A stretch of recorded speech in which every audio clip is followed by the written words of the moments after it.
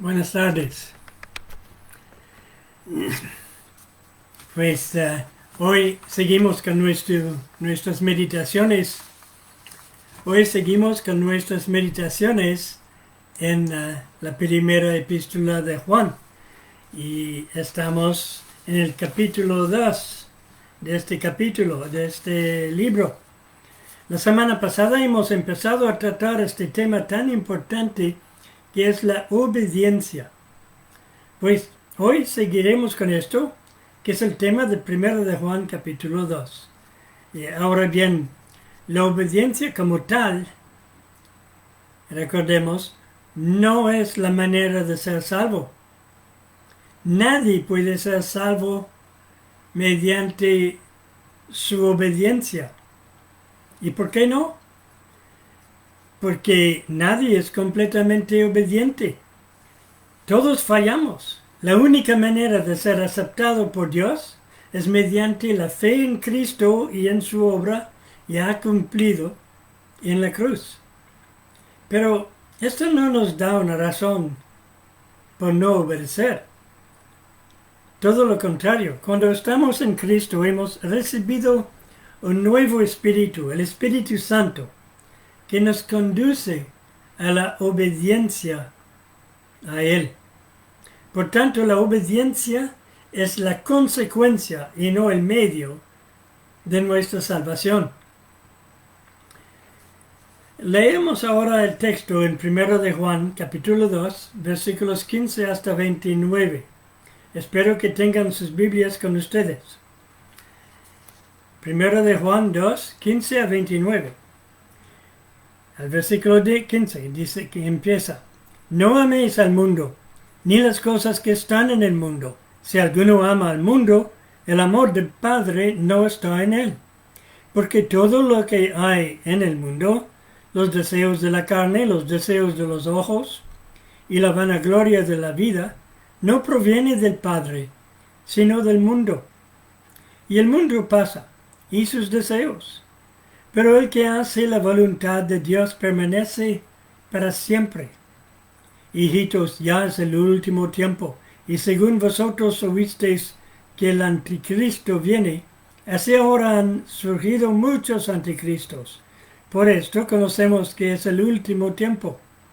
Salieron de nosotros, pero no eran de nosotros, porque si hubiesen sido de nosotros, habrían permanecido con nosotros.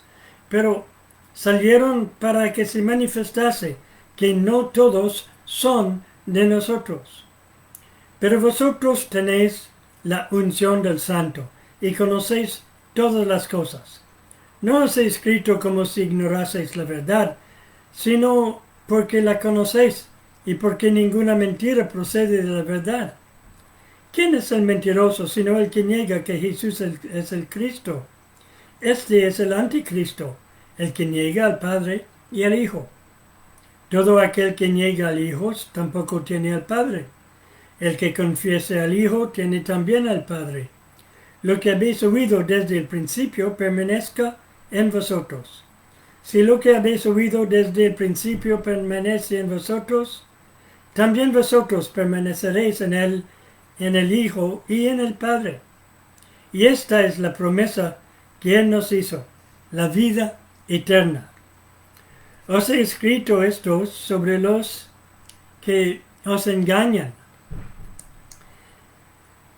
Pero la unción que vosotros recibisteis de Él permanece en vosotros.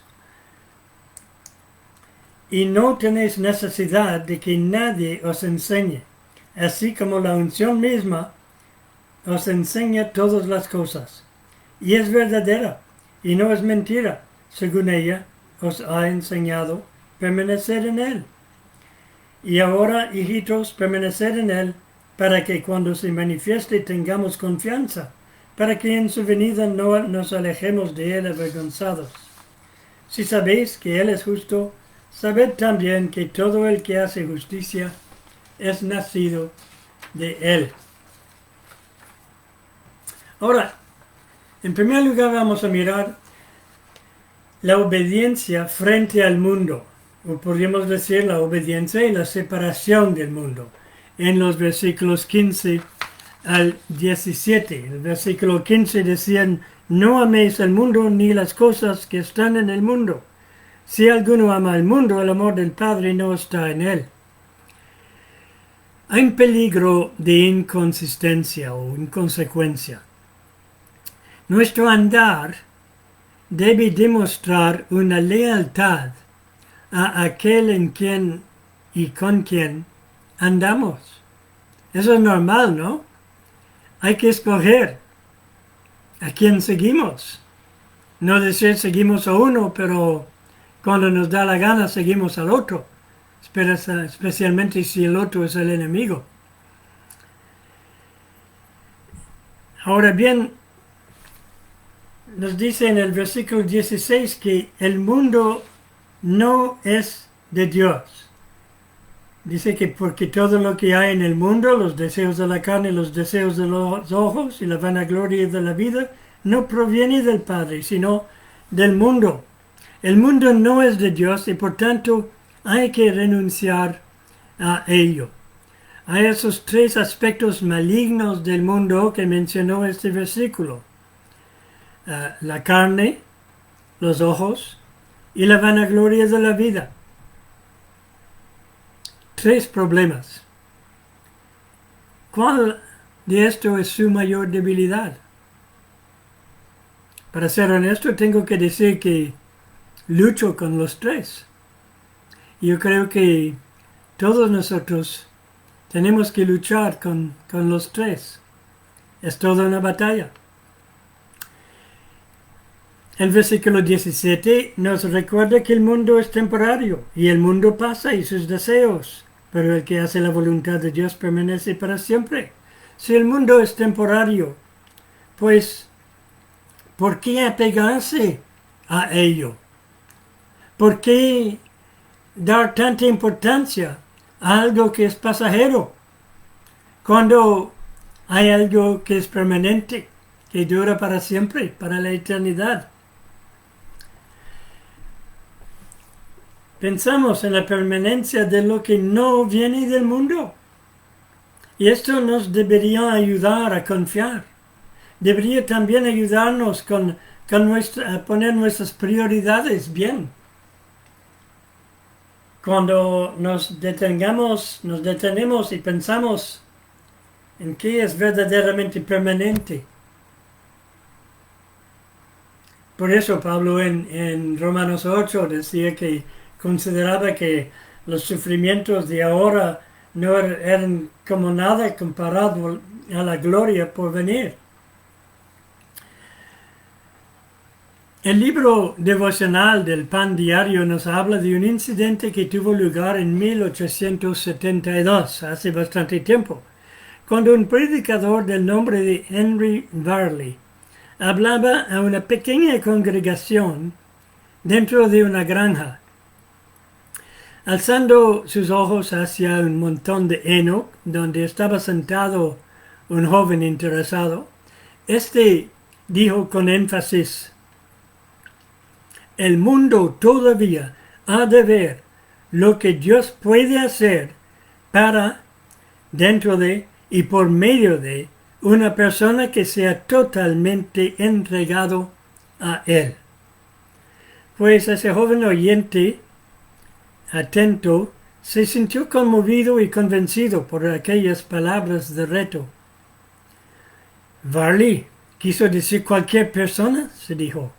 No dijo que tenía que ser instruido o brillante o cualquier otra cosa, simplemente una persona que esté dispuesto a ser utilizado.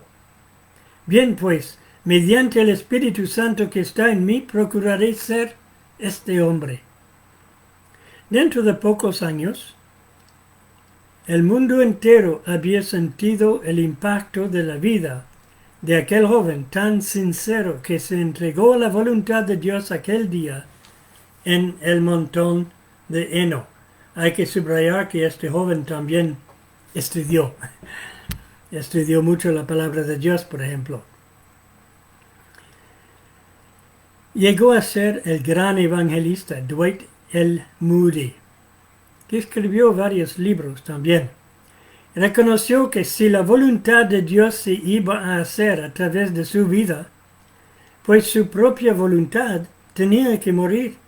Tenía que dar la espalda a las cosas del mundo, el deseo de los ojos, el deseo de la carne, que es del yo, y la vanagloria de la vida, y dejar que el Espíritu Santo tome el control de sus pensamientos y de sus acciones.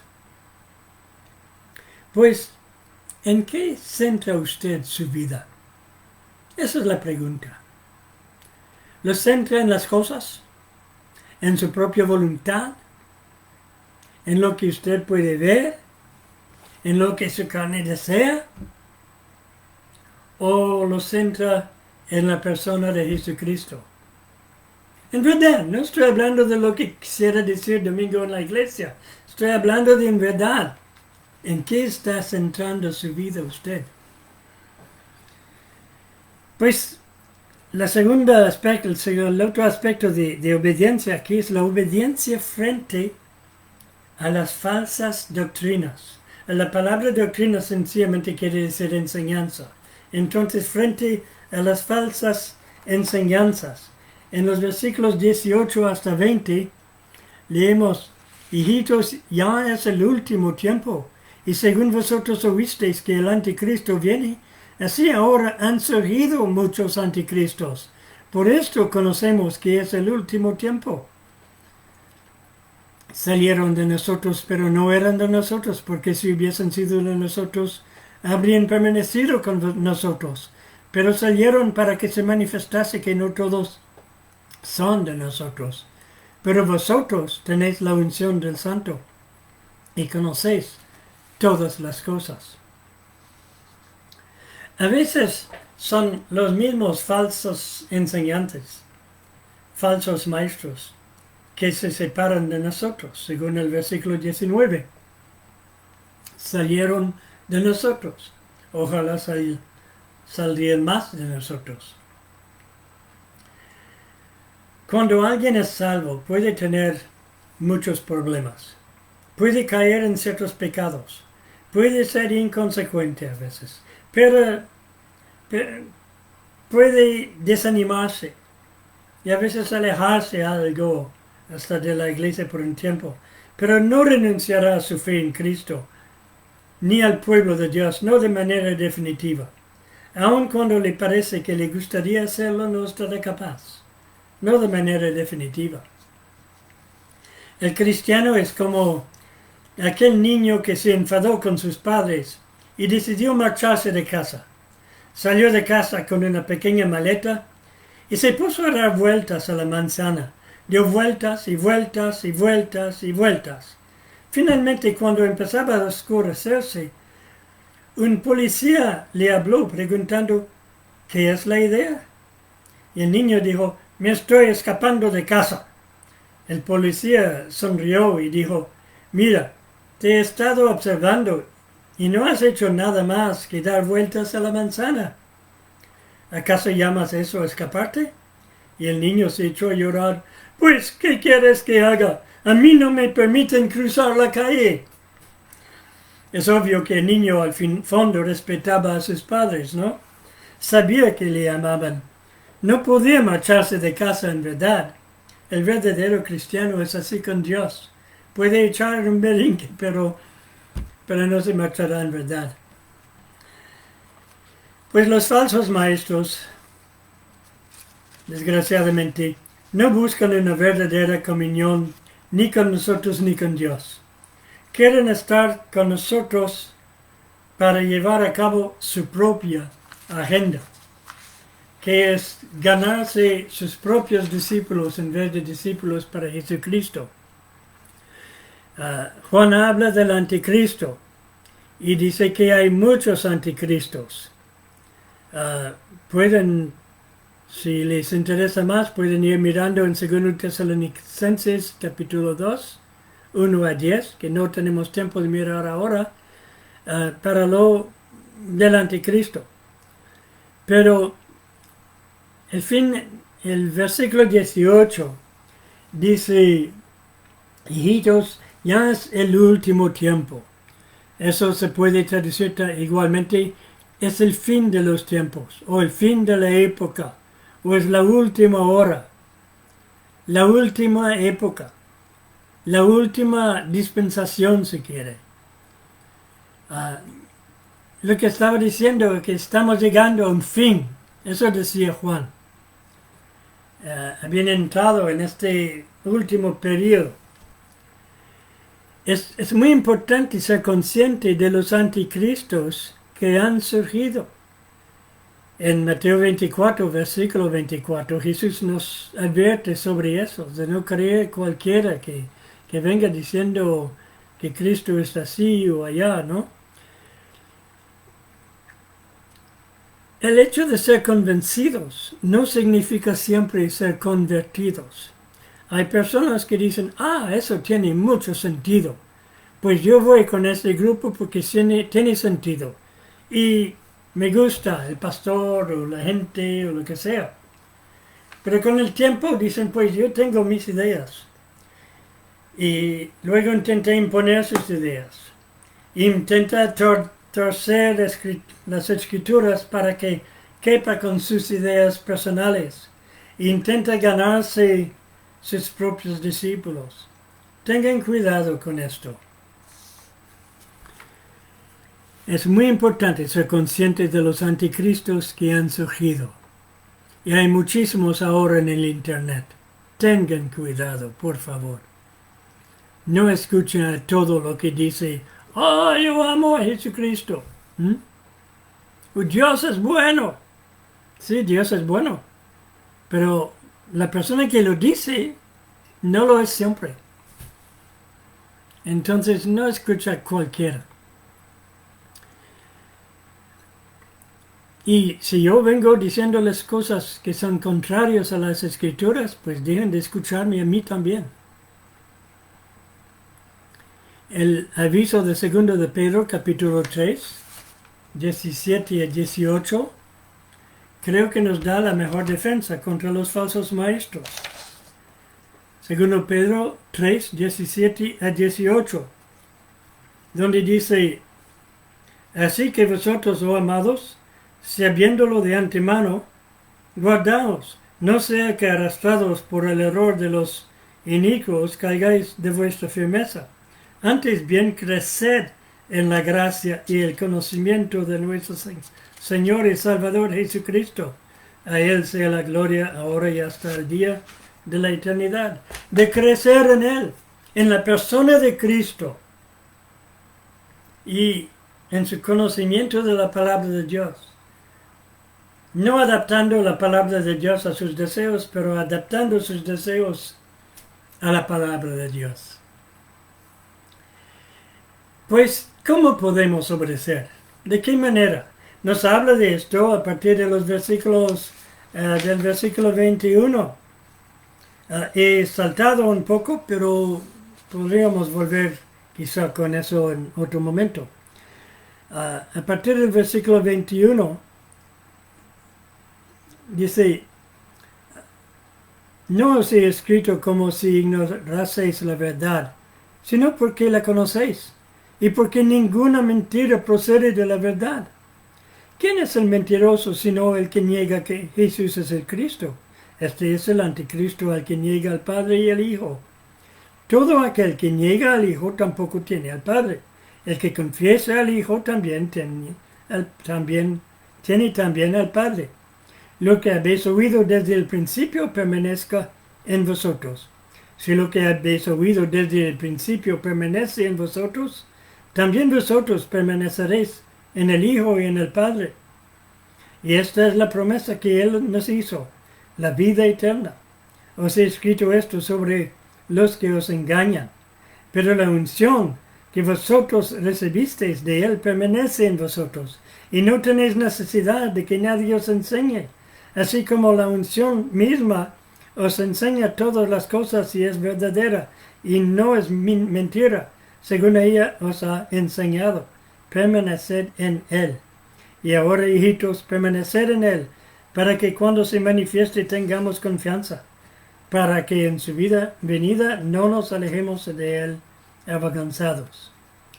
Si sabéis que Él es justo, sabed también que todo el que hace justicia es nacido de Él. Algunos preguntan, ¿cómo puedo obedecer a la verdad sabiendo que es la verdad? Si yo no soy un teólogo. No es un teólogo, entonces no puede saber la verdad. Sí que puede saber. Dice el versículo 20, nuestra unción es nuestra protección.